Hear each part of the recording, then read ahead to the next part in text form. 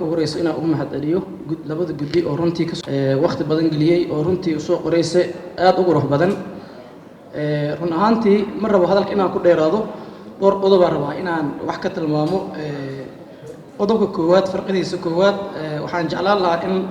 lagu daro muslim sunni in lagu daro ayaan soo jeedinayaa qodobka saddexaad wuxuu ka hadlayaa awood qaybsiga runtii power sharing waana qoran tahay si maltahan waa loo qoray marka waxaan jeclaan lahaa in la caddeeyo power sharing muxuu yahay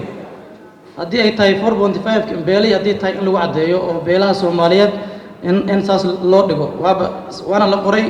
si dadbinaana loo qoray marka inay iska caddaato maadaama ay tahay dastuur waxa laga hadlaayo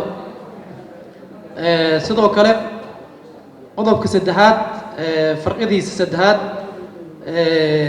in idan farqo kale lagu daro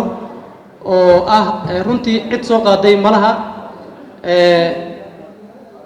bulshada Soomaaliyeed ayaa loo sameeyaa dastuurkan bulshada inteeda qeybaha kala duwan marka waxaan soo jeedinayaa in loogu daro dadka naafada ah qodob loogu daro oo aan cidina soo qaadin bulsho ka tirsan bulshadeena Soomaaliyeed oo runtii fiirsanaysa live ku jirta oo dastuurka damiir oo laga hadlaayo maanta ay wax ku leeyihiin marka waxaan jeclaan lahaa adduunyada way ka jirtaa in qodob loogu daro oo iyagana ay ku helayaan tirada intay rabta ahaato ama hal yareeyo ama hal badiyo iyada oo lagu saleynayo sida hadda wax lagu qaybsado oo beelaha Soomaaliyeed in sida noocaas loogu daro waa soo jeedinaya mid kale qodobka afraad wuxuu ka hadlayaa dastuurka waxa jiro wuxuu leeyahay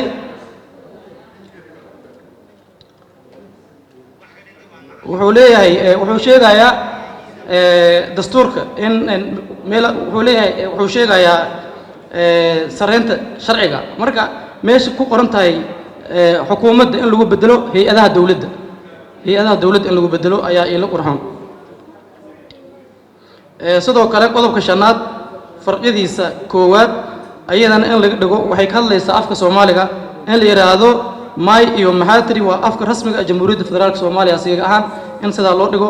waa mahadsantiin. Assalaamu calaykum warahmatullahi wabarakaatuh.